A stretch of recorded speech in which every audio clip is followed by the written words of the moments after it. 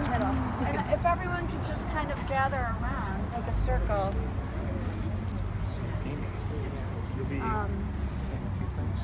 So Jonathan, should we start? Yeah, go for it. Okay. Stacy, you go. Yeah. All right, hello everybody. Thank you for coming. Hi. Yeah. I expect hugs. I expect lots of hugs. Absolutely. And my name is Stacy Rasmussen. This way. Film me. Oh. First, I'm going to read a statement from Move On. Right? Yeah, this is a statement from MoveOn.org. Peaceful gatherings of solidarity, resistance, and resolve.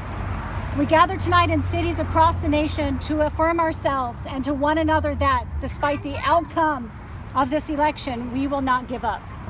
No matter what challenges confront us in the times to come, we will unite with one another and we will defend our communities across race, religion, gender, age, ability, national origin, immigration status, sexual orientation, class, and all of our identities.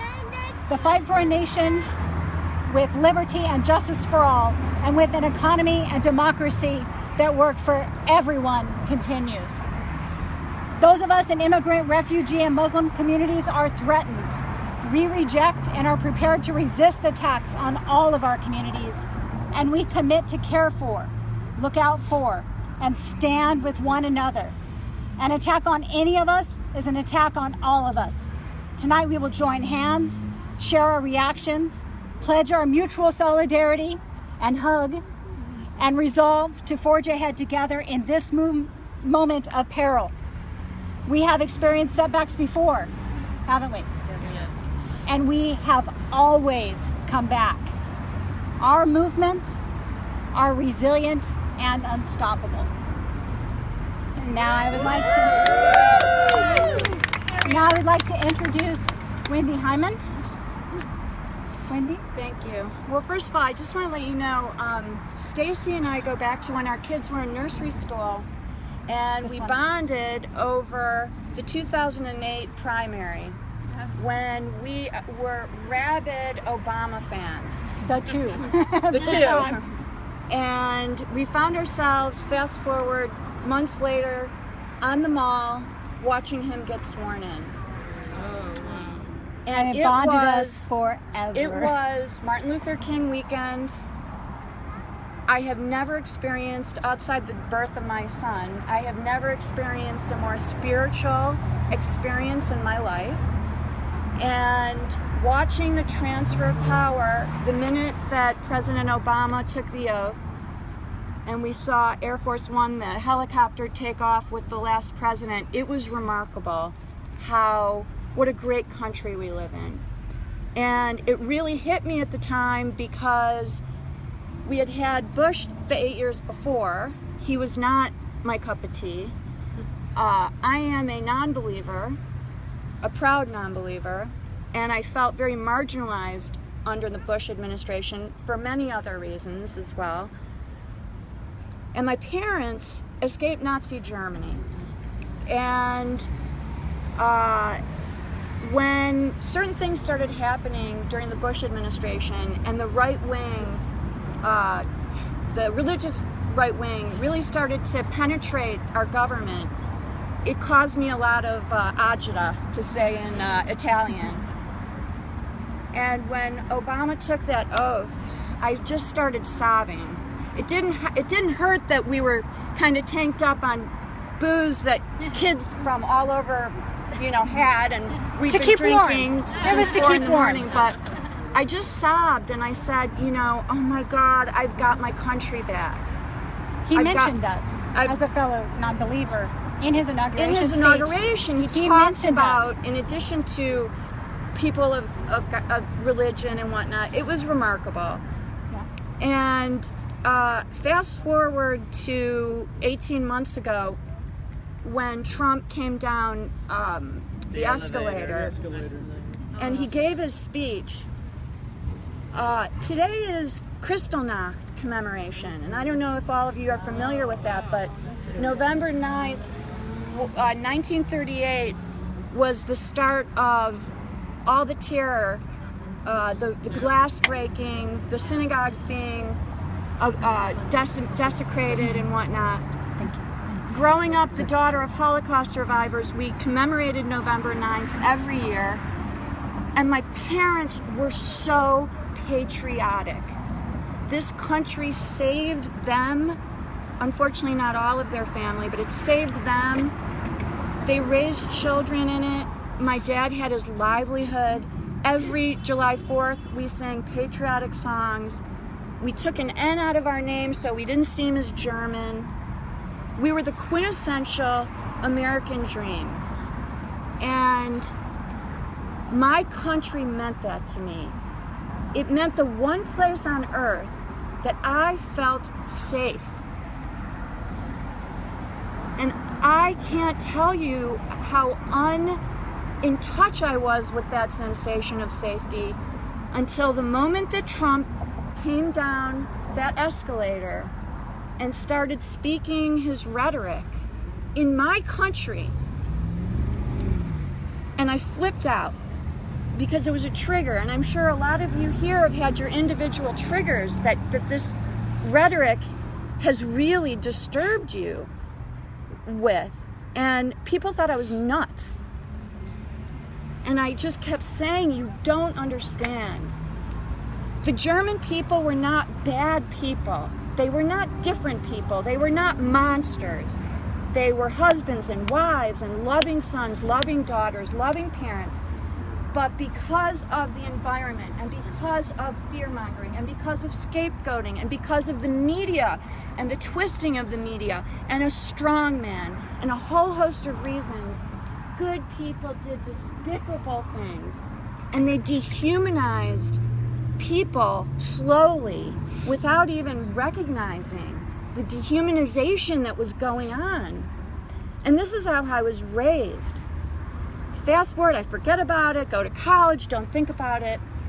This campaign, I have been beside myself for 18 months. For me, there was so much at stake.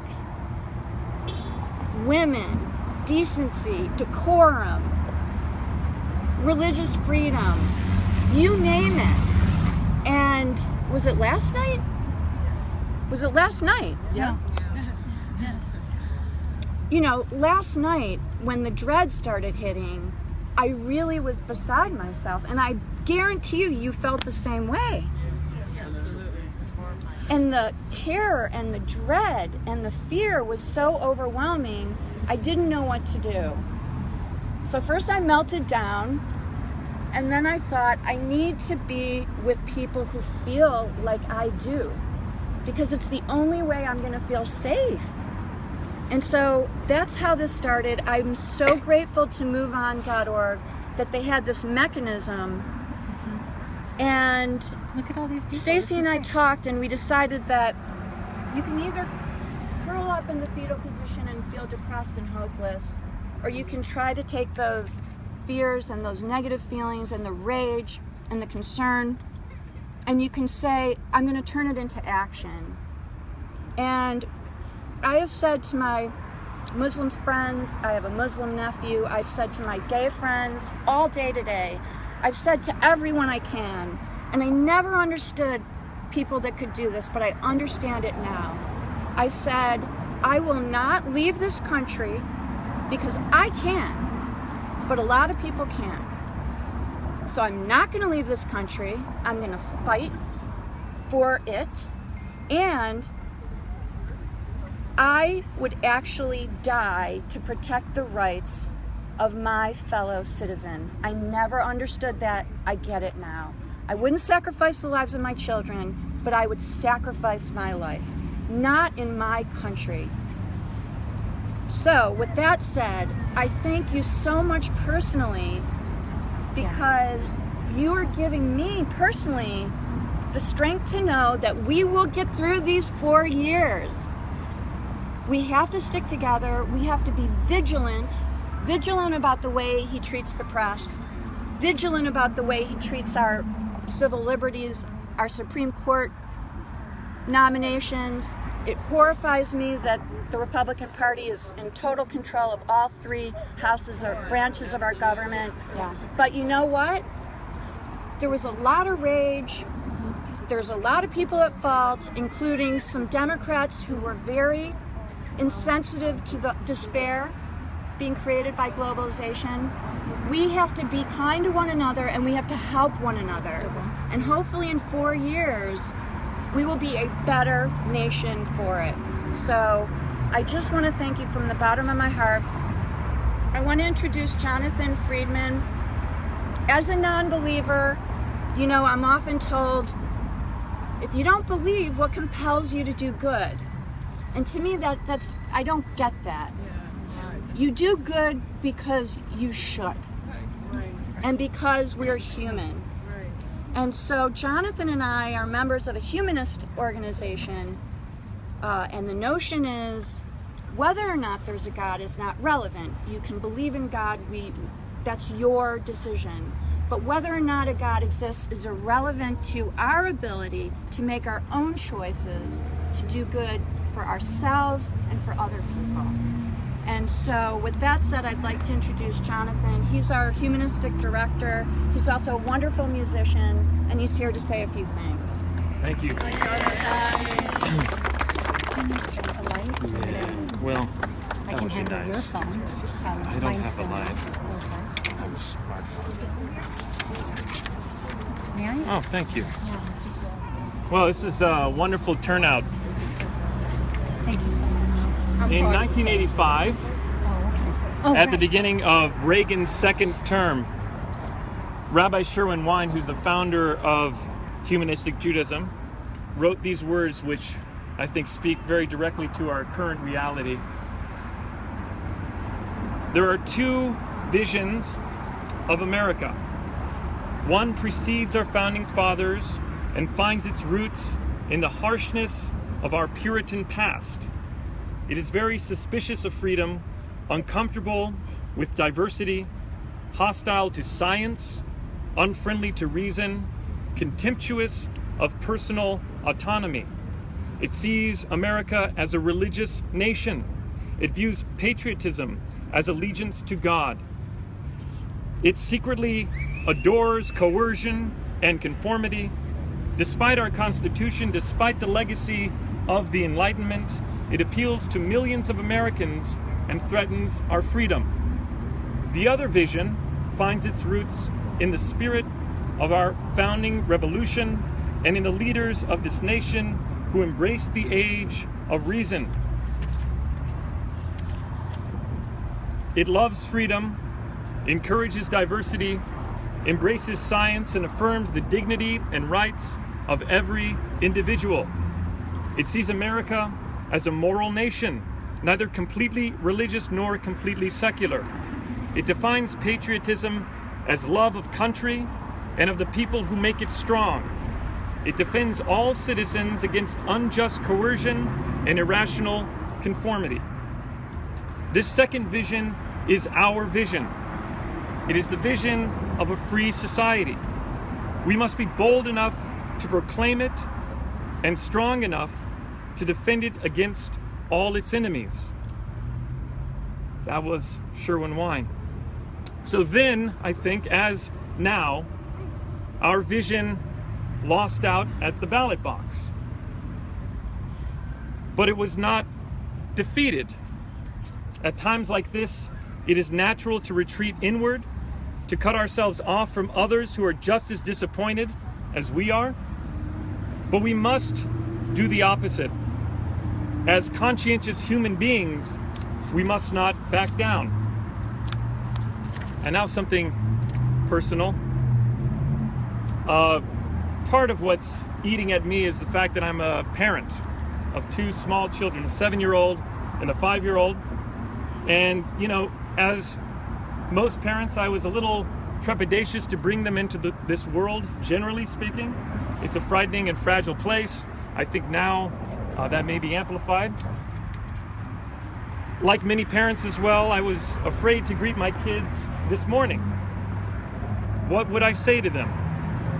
My precious daughter came home from kindergarten yesterday and told me, I don't like Donald Trump because he doesn't like anybody. I've tried valiantly not to mention that name, which I won't anymore, in our home. So I asked my daughter, where did you learn that? It turns out she heard it from one of her African-American classmates, a sweet little 5-year-old girl. My family lives in Moreno Valley, which may be... I'm from Riverside. Oh, there you My go. neighbor. So somebody knows of Moreno Valley. Yeah. But it's a wonderfully diverse, it's called an ethno-burb of Riverside, which in the 1990s became a destination for African-American families leaving Los Angeles County. Like a lot of Southern California, Moreno Valley is also a majority Latino. And my wife is Mexican-American, and her parents are, in fact, undocumented immigrants. And there are immigrant communities from Central America, Southeast Asia, the Philippines, the Middle East, Somalia, the Balkans, and the Caribbean islands. As we all know, this kind of city is what makes America great, now and forever. And the white lash, as Van Jones calls it, which we saw last night, is precisely the opposite.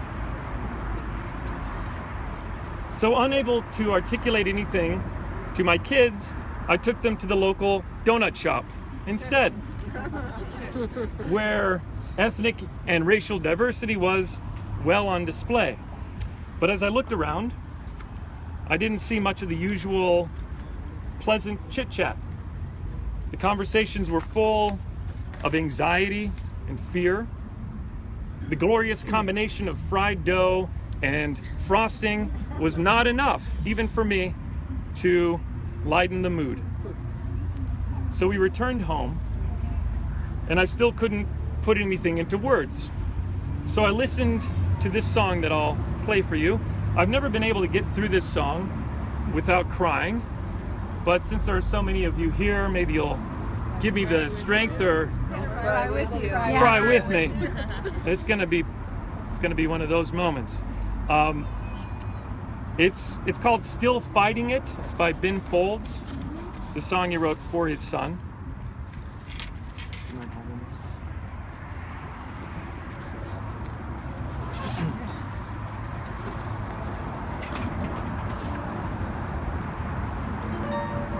We apologize, we don't have amplification. This all happened very quickly. Right. Good morning, sun. I am a bird wearing a brown polyester shirt. You want a Coke? Maybe some fries? The roast beef combo's only $9.95. It's okay, you don't have to pay. I've got all the change. Everybody knows it hurts to grow up, and everybody does. It's so weird to be back here.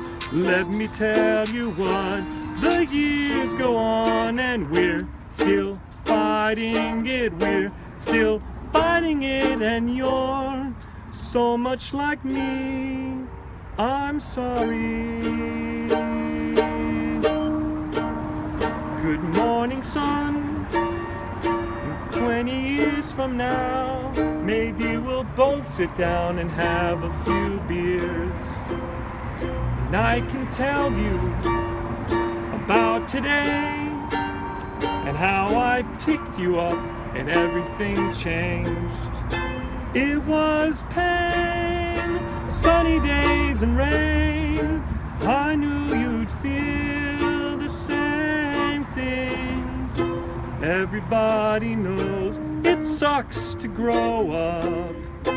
Everybody does. It's so weird to be back here. Let me tell you what, the years go on and we're still fighting it. We're still fighting it. You try and you'll try, and one day you'll fly away from me. It was pain, sunny days and rain. I knew you'd feel the same things. Everybody knows it sucks to grow up, and everybody does. It's so weird to be back here. Let me tell you what, the years go on and we're still fighting it. We're still fighting, oh, we're still fighting it. We're still fighting, and you're so much like me. I'm sorry.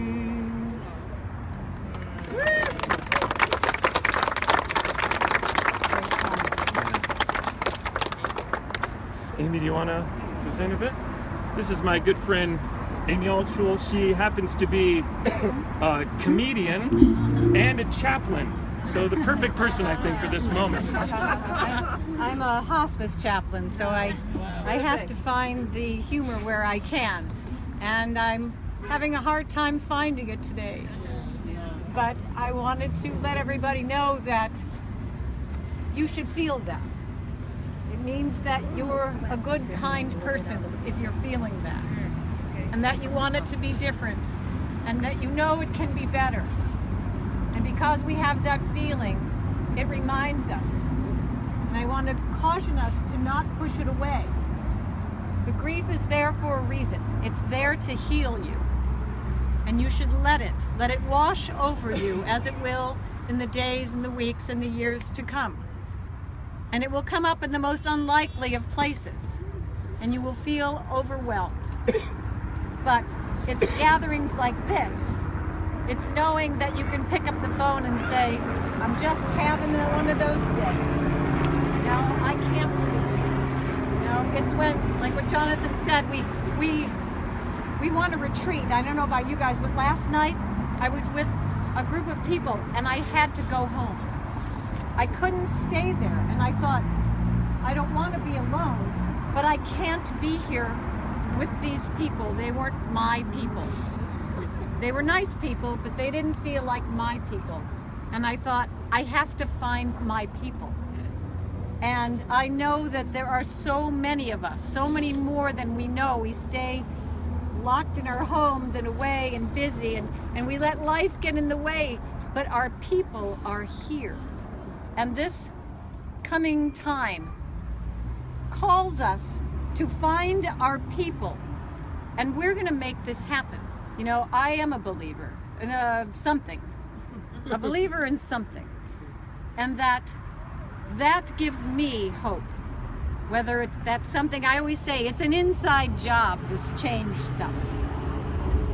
And if we keep thinking that we're going to somehow be saved from something, that Buddha or Allah or Jesus or Abraham, someone's going to come, they're not coming.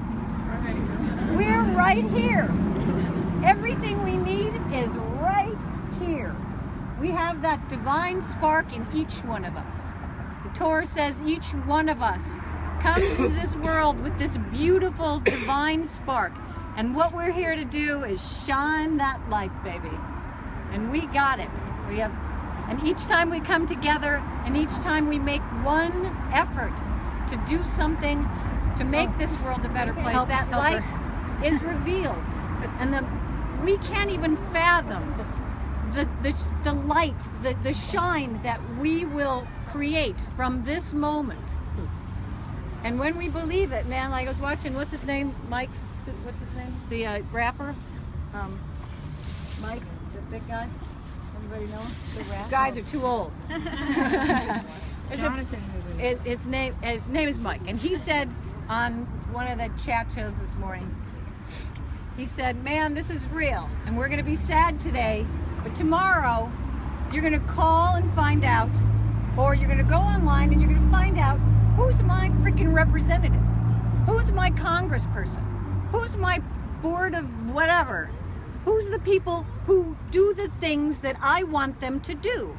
And that's how you change the government. Not every 4 years making some phone calls, not that that isn't helpful, But it is all of us saying, hello, Congressman Schiff, you need to pass a constitutional amendment that creates free and fair elections. And that's what I want you to do. And if any of you are familiar with Jen Kuger and the TYT movement, the Young Turks, they're an organization called Wolfpack that is going to circumvent the Congress and get this passed state by state by state, and we will deliver it to the Congress and say, get your flippin' butts in gear and do this. And we can do that. And they won't know what hit them. And that's what we're gonna do starting tomorrow with all of our sadness and all of our grief and our broken hearts, because we've all been there. And we know that there's that light if you're looking for it. But you gotta believe it first. Whatever your light, whatever direction it is, it's our chance, it's our opportunity. And we are going to be a power so mighty that nothing will be the same ever, ever again. We're not going back to that life. That one is gone. It is gone, it is forgotten, and we need to leave it where it is because we're moving forward. The world is expanding, consciousness is expanding, and we can either go with it or shrivel and wither on the vine. And I don't know about you guys, but like Wendy, I'm willing to give up everything to get it. Because as a Jew, I will never, ever allow that to happen again to anyone. And I think we're all willing to do that. Are you with me to do that? Yes. We're going to do that. We're taking back our country. This is our country, and we're going to make it our country again. And it starts tomorrow. Amen to that. I wanted to say, my son, I've introduced the West Wing to my son. And we love President Bartlett. And when President Bartlett wanted to be elected, he kept saying, what's next? What's next? He didn't even know Toby and Josh's names, just what's next? What's next? And that's the first thing Kent asked me last night. What's next? What do we do now? And it didn't matter if, hey, we won, President Bartlett won the nomination, what's next? It's the first thing they said after Josh got shot. That was horrible. Josh asked, what's next? So it's not just after the good things that happen, we say, what's next? It's after the bad things that happen to us too. What's next? So, what's next? Decide for yourself. What I told Kent is, what scares you the most? He's a little guy. We had plans to go to the inauguration. We had everything set up. Yeah. We're going to go a week later. Because, and one of the reasons, it's one of the things he cried about last night. Mom, the inauguration. I said, I've already changed our plans. We're going a week later. And he said, good. I'm scared for my safety around Trump supporters. He's 12. He's an American boy, and he's afraid to travel in America. That's what this election has done. I don't like that. I want to know what's next. And I want to know how we can change that. What we've decided is the thing that scares Kent the most is how LGBT youth are being treated in this country. We're going to focus on that for now. What are you going to focus? Big things, small things? Find something. Once we decided that, I can't speak for Kent, but I felt like a weight kind of lifted. I'm going to do something now. Yeah. I feel awake. I feel like the complacency has left me, and I'm ready to work. I have no excuse for not working the last 8 years. I think I felt I was in my cozy little California bubble out here. I'm awake now. I'm here now.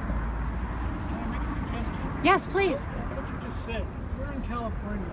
We're pretty safe. I mean, we're practically our own country here, right? Yeah.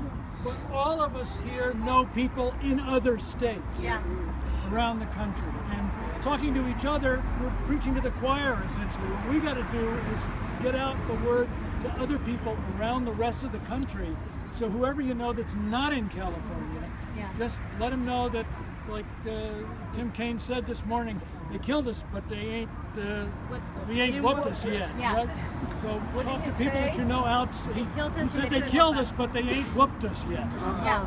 From Faulkner. We're still here, folks. Yeah. She So- won the popular vote. There are That's still right. more of us. Yeah. She won Right. the popular vote. And I made a donation today to Planned Parenthood because they're going to take that money away. And I called so I could talk to them. They said they were getting a lot of calls because that government funding is going down, and it's not about abortions, it's about protecting, and that just can't disappear. No. Flip the house in 2 years. Yeah. Don't Next Flip the election- house in 2 years. the next Show election, up. not in 4 Yes, years, show it's in up. 2 That's years. right. 2 years, yes. Buy a newspaper.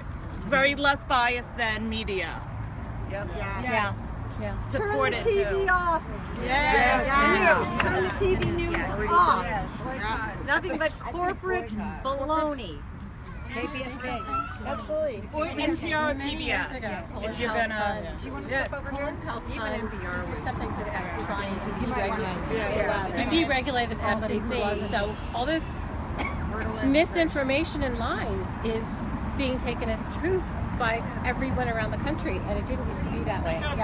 And that's no, I said Colin Powell's son many years ago took away the regulations with the FCC. So many years ago, this stuff, all this lies and information didn't exist. Fox News didn't exist. And that's our problem. We're preaching to the choir. We have red states that just, they're believing this misinformation and this lies. How do we get through to them? How do we get that regulated back again, that regulation back again to have truth out there? How do you get regulations back? Regulations and truth in the media. You know, that's the problem. And truth in the media is just not there with the deregulation of the FCC. And all I can say is just get involved. Go to change.org, sign petitions, go to moveon.org, do whatever they tell you to do. Because in the face of doing nothing, we're complicit in that evil. I think this is beyond petitions. Yes. I think it's time for civil disobedience. I think peaceful protest has gotten us Donald Trump. I think it's time for us, for right now, look at us, we're sitting here, we're all together, which is fabulous. But what if we linked arms and we blocked traffic? That would bring the media, play their game, bring them to us. We can do everything, we can reach out to Congress, we can do all that behind the scenes, but we need to step up. And my grandfather was an anarchist who escaped Italy because of fascism. My 90-year-old mother, who is dying of heart failure, is now watching fascism take over America. So I say, we can't go high anymore. We need to go low. We need to fight them at their own game. We can fight them and go high. Can I say something to that point? I don't know if you've experienced this. I've been on Facebook, unfortunately. And what I find so remarkable is it seems that the people that are of the similar mentality as us, feel this need to be kind, understand the other side's perspective, understand the pain of globalization. Not be too political. And my sister felt somewhat relieved in an odd way that it was us that was disappointed because she was afraid of riots if it had gone the other way. Exactly. And I thought to myself, what it harkened back to me is, and I'm not suggesting we take up arms, but I remember my parents saying, especially my parents were German Jews, they were such good citizens. What if they weren't such good citizens? Yes, exactly. And I really, controlled controversy, he's a master of it. And I agree with you. I really believe that we have to, I think individual kindness is critical. I believe individual kindness is critical and not going low, but as a group, saying enough is enough. And there are already like 7 protests going on in big cities. So it is happening. And all the college campuses. College campuses we're having a Change.org has a petition for impeaching Trump on his racketeering and all the stuff that he's being accused of when he gets into office. And delegitimize, just like they delegitimize Obama with the birth certificate shit. Hi, my name is Ann Leiden. I live here in Van Nuys. I live in a very multicultural neighborhood on purpose, right? I have 3 sons. One's a graduate of USF in San Francisco. He put himself through with scholarships. He worked his ass off. He graduated in something called Performing Arts and Social Justice. So I have a different piece to lend here. My second son is at a conservatory, again, scholarship, working his ass off. He was one of 10 kids in the nation chosen to be in this program. My third son is pissed off. He's 17 and he's angry at what's happening to his country. He's angry at what happened last night. I've never seen Seamus angry like this before. So to speak to what's next, everybody, if we could look into what we have to offer. I'm an actor. I've got a big mouth. I write. I do comedy. I can speak. That's my gift, and that's what I have to give. It crosses the boards. To the gentleman that said, reach out past California. The big complaint all 3 of my kids had is we were brought up in a bubble. Yes. A bubble of liberalism. Yes. A bubble. We protested. We protested the Afghanistan war. I dragged my kids in slings, breastfeeding.